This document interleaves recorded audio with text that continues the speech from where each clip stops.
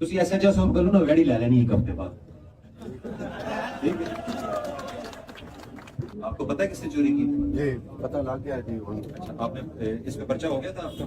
कोई नहीं जी, पर्चा होया इन्हों जी अफसर बाहर भेजा सानू, दो घर को खड़े हो गए हुन। पर्चा कितने थोड़ा? साडा जी ए हुई है साडे कोल दरखास्त तो परे होता है गल जी ओदा भी हो नहीं गया। मेरी गल सुनो ते जी मैं ਉਹ ਵੈੜੀ ਵਾਲੀ ਗੱਲ जी भाई ਤੁਸੀਂ ਮੈਨੂੰ ਕੀ ਕਿਹਾ ਸੀ?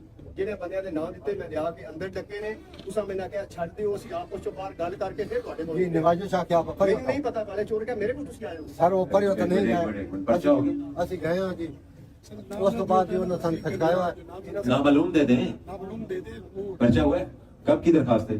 ਇਹ ਜੀ 26-27 ਤਰੀਕ एस 26 तो अभी तक क्यों नहीं पर्चा हुआ? ਇਹਨਾਂ ਨੇ ਕਰਵਾਇਆ ਨਹੀਂ ਤਾਂ ਮੈਂ ਸਰ और यार इन्हों की जो क्यूमैटिक हो गई है, ਬਾਹਰ ਪਰੇ ਹੁੰਦਾ ਜੀ भैंस चोरी है, गाय चोरी हो गई है, इन्होंने आके पर्चा कटना है। एक ही चीज है। ਸਾਡੇ ਕੋਲ ਖਲ ਪਈ ਹੋਈ ਹੈ। सिप्स क्या है ਆਪਣੀ जी? संभाल सिप्स ਲਈ है। प्रोटोकॉल क्या? एक मिनट यार सबर करो। सिप्स प्रोटोकॉल क्या है डीएसपी साहब?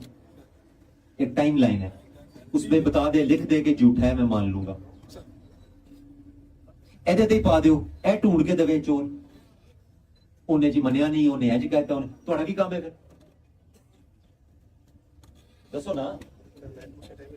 सर जी तो आख्या परे अमुक आपने गलत पकड़ ली, उसने गलत बता दिया, वो मुलजम नहीं है। वो गाड़ी किधर गई?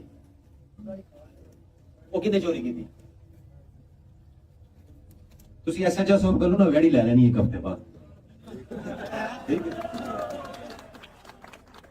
सर जी खल मेरे कोल पई है, मैं समझाती हुई है। ਚਲੋ ਹੁਣ ਹੋ ਗਿਆ ਤੇਰਾ ਕੰਮ। वो ऐ ढूंढ लेंगे। ठीक है ठीक है, एफआईआर दे इस पे।